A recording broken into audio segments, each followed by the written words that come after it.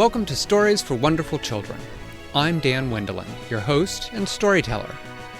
Years ago, I began recording the bedtime stories I told my children every night. Now, we would like to share those stories with you.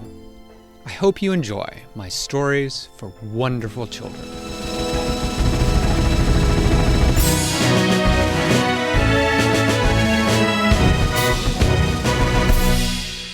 Winella woke up in the middle of the night. She woke up to the sound of purring, and she knew before she opened her eyes that it would be Theodore at the end of her bed. And so she didn't open her eyes. She said, "Yes, Theodore?" "Winella, Flibbertygibit needs your help." "Right now," said Winella, "I'm asleep." "Yes, it's a bit of an emergency." "Emergency?" said Winella. She opened her eyes and sat up. "What's the problem?" "I'll let Flibbertygibit tell you about it." So Winella got up and threw on her adventuring clothes very quickly. She went out of her room and she went and woke her parents up and told them that she was going to Flibbertygibit's. And they said, "Now it's in the middle of the night." And Theodore said, "She's with me. I'll make sure she gets there fine." And they said, "All right." So Winella went downstairs. She got a quick drink of milk. She heard Sad Bear sort of sniffing under the stairs. She said, "Sad Bear, I'm going to Flibbertygibit's. You want to come along?" "All right. That sounds like fun." So they went up. They got on the cat's paw highway. Hi, baby. And they turned 3 times, saying, "Cat's paw highway, cat's paw highway, cat's paw highway. Take us where we want to go."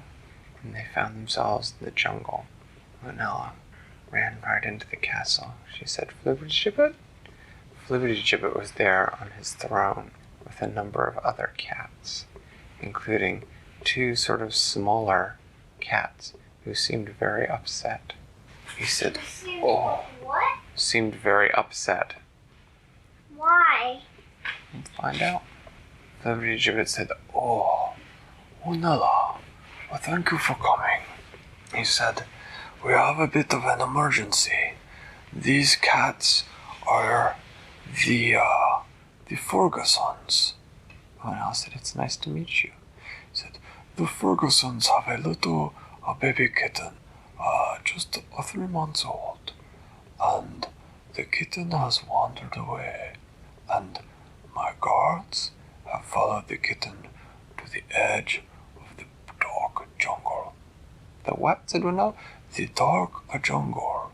I rule all of this jungle, except for one part, the dark jungle. In the dark jungle, there are things that do not accept anyone's rule, and some of them are dangerous, especially to a little kitten." "Oh dear," said Winella. "So what are you going to do?" "I'm going to enter the dark jungle, but I did not want to go without someone to help me." "Well, why don't you take Theodore or one of your guards?" "Oh, yes, they would be a help, but I need someone very smart. I was hoping you would come with me." Sad Bear broke in. He said, but it sounds scary." "Oh no," said, "I'm sure it'll be all right, Sad Bear. We'll have Flibbertygibit with us. But, all right." So they went. Personally, I don't like it when Sad Bear comes along in Winella stories. Sad Bear and Winella got to ride on Because she Flibbertygibit's. cried so much, I hate to hear him cry. She cried too much. Yeah, I hate to hear him cry. Okay, I'll keep that in mind. So Winella and Sad Bear rode on Flibbertygibit's back through the jungle. He knew the paths, and it did not take them long at all until they came to a clearing and stopped. Winella got off Flibbertygibit's back and looked around. On 3 sides of them, there was the path and the jungle which was thick and full of sounds of night animals, insects, and things slithering through the grass, and things moving through the trees. Ahead of them, though, was jungle that was seemingly even darker and was very quiet. Sad Bear was going. Flibbertygibit turned to him and said, "If you are going to come with us into the dark jungle, I think it would be a good idea if we could be quiet. Can you be quiet?" Sad Bear said, "Yes, I'll be quiet." "Good. Let's go." And Flibbertygibit stepped toward that dark wall of jungle. He put his nose to the ground and sniffed. He said, "The kitten has been past here." He said, "Let's go." They followed him into the jungle. He sort of pushed away through the underbrush for them. They had gone on for a little bit before Flibbertygibit stopped, sniffed the ground again, and he gave a low growl. "What is it?" said Winella. "The kitten's smell ends here. There is another smell, and I do not recognize. Something very large." Winella said, "Oh, well, I guess we have to follow it." "Stay close to me." So they started off in another direction. Now it did not seem so difficult to get through the brush, because it seemed like something very big had pushed its way through the brush before them. And they did not have to go very long before they heard crackling and crunching in the brush ahead of them. Flibbertygibit turned to them and nodded his head as if to say, "Quiet now." And Winella and Sad Bear held hands and followed Flibbertygibit towards the rustling and crackling sound. They had not gone on very long before they saw something that looked like a giant mound ahead of them, but it did not hold still the way a mound is supposed to. Instead, it seemed to be slowly moving away from them. They got as close as they could before Winella let out a little "oh." Flibbertygibit turned to look at her, and she said, "I'm sorry, I've just never seen a turtle that big before." "Yes, I agree. Do you think he's friendly?" I do not know. I suppose there is only one way to find out." "Excuse me, sir. Excuse me, Mr. Turtle." Boom, boom, boom. The turtle slowly turned, until it was facing them. It looked at them and went, "Yeah." "Yes, we are here looking for a lost little kitten, and we were wondering if perhaps you had seen him." "Yeah."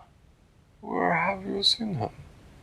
"I saw him like 2 minutes ago. I've been talking to him all night. He's riding on my shell." "Oh, a little Theodore." "The kitten's name is Theodore," said Winella. "It is a popular name among the cats." "All right." They heard a meow, and a little kitten came scrambling down off the turtle's big shell. Flibbertygibit said, "You have had your parents very worried. Thank you, Mr. Turtle." The turtle said, "You can call me Staffel." "Staffel, you are welcome at my castle any time, Staffel." "Why would I want to go to a castle? I like this place. This is my home." "Very well. Thank you for allowing the kitten to ride on your shell." "Yeah, well, he's got to be careful. There are dangerous things out here." "Well, thank you very much." And they turned and began to follow the way they had come, back out of the jungle, the dark jungle. They were about halfway out when Winella heard a new sound ahead of them. It was a sound that went sort of like this. They all stopped. Sad Bear said, That sounds like a snake. I'm not crying, but I don't like snakes in the dark. Flibbertygibit said, no, I think maybe we should go another way. So they turned, and they went off the path, and took another way that was sort of parallel to that way. And they had gone on a little further, when again they heard ahead of them, "Sssss." They all stopped again. They were quiet. They didn't see anything. Flibbertygibit motioned them to go another way, and they went back along another path. This time they had not gone very far at all before they heard it, and it seemed very close in front of them, much louder. Flibbertygibit looked back at them. Sad Bear frowned. Sad Bear was feeling scared. He did not like feeling scared, and he couldn't cry, which was how he usually dealt with being scared. And since he couldn't cry, he had to find another way to deal with feeling scared. So he did something that surprised them all. He decided to be brave. And so he pushed his way past Flibbertygibit and walked straight towards the sing sound. It got louder for a moment, and then it went silent. In a minute, they heard the sound of something coming towards them through the brush, and there was the bear. He was holding in his hand a very large bug that looked a lot like a cricket. He said, "Look, this is our sissing sound. It's just an extra loud cricket. Look." He held out his paw, and they watched for a minute, and the cricket began to rub its big back legs together. And when they did, it made the sound, just like a snake. Sad Bear bent and put the cricket down. He said, "Come on." Look, it's just an extra loud cricket. He said, "Come on, let's go." Winella and Flibbertygibit looked at each other, and Winella said, "We're coming, Brave Bear." "Oh, yes, we will follow you, Brave Bear. Lead the way." And they did. Brave Bear led them the rest of the way out. Winella said, "Are you going to go back to being sad now that we're out of the dark jungle?" The bear looked at her and he said, "I'm still a sad bear sometimes. But you know, sometimes it's fun to be brave." Winella smiled at him, and they took the kitten back to his parents at Flibbertygibit's palace. And then Winella and the sad, brave bear went back to Winella's house, and they found that they had arrived back in time to get back to bed and get a few more hours sleep before morning. Thanks for listening to Stories for Wonderful Children.